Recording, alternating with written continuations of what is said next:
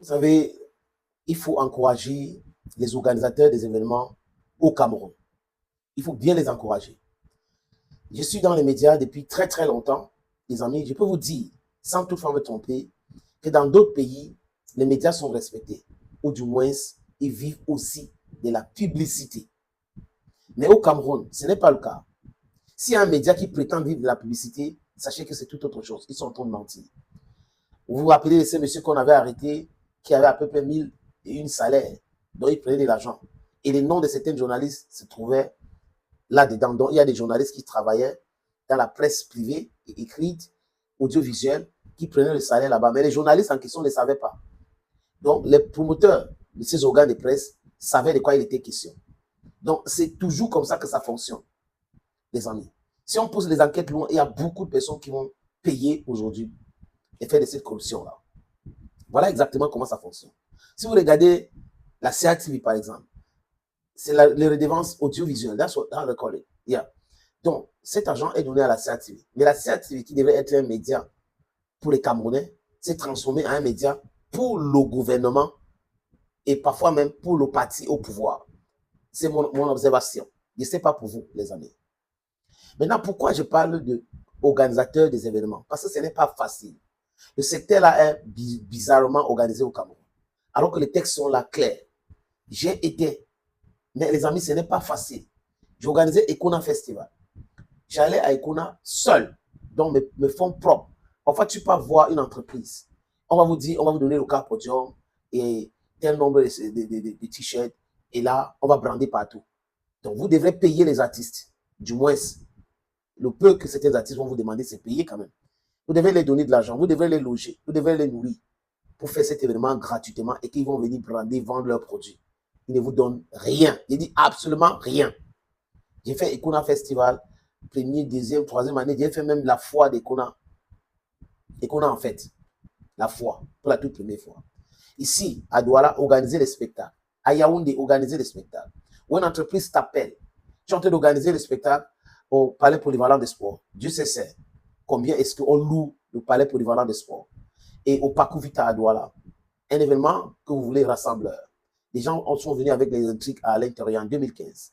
Les amis, qu'est-ce qui s'est passé? Une entreprise vous appelle pour vous dire, on va vous soutenir, mais on va vous donner 2 millions.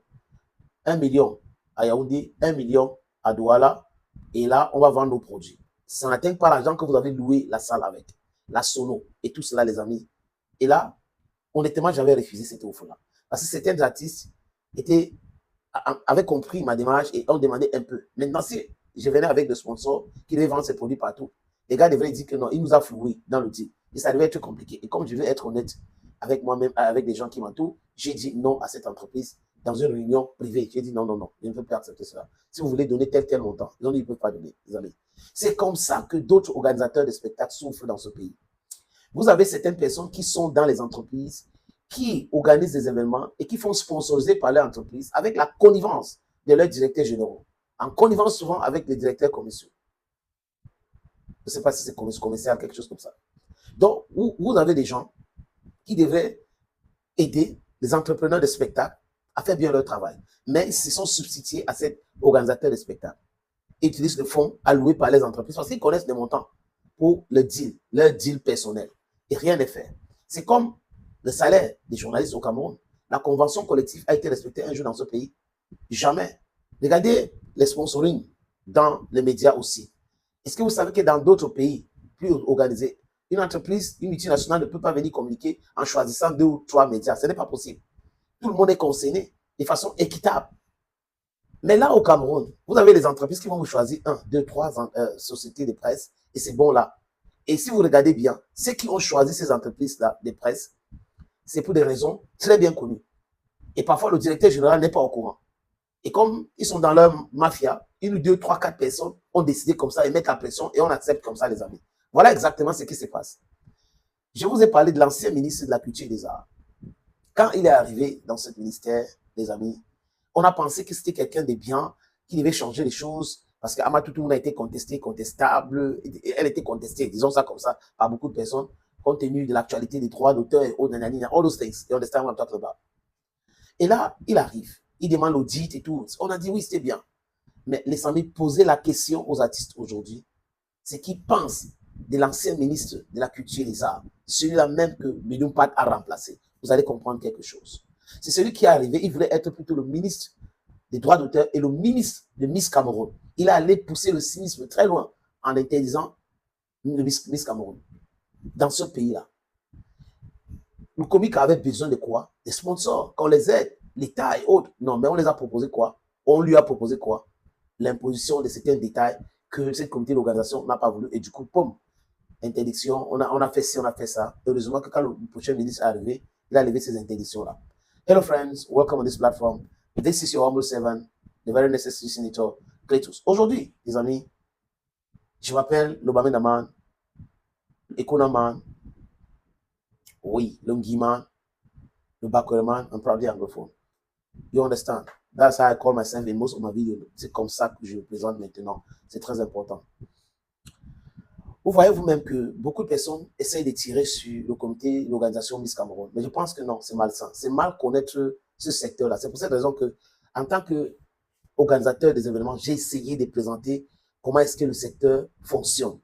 Les micmacs, les tricheries et autres qui sont dans ce secteur-là et personne ne veut toiletter le secteur. C'est un réel problème. Si en Côte d'Ivoire, une entreprise sponsorise le même type d'événement qui peut tirer à peu près 1 million de personnes, disons ça comme ça les amis, à 1 milliard de francs CFA. Et si vous regardez la population en Côte d'Ivoire, les affaires, c'est exactement la même chose.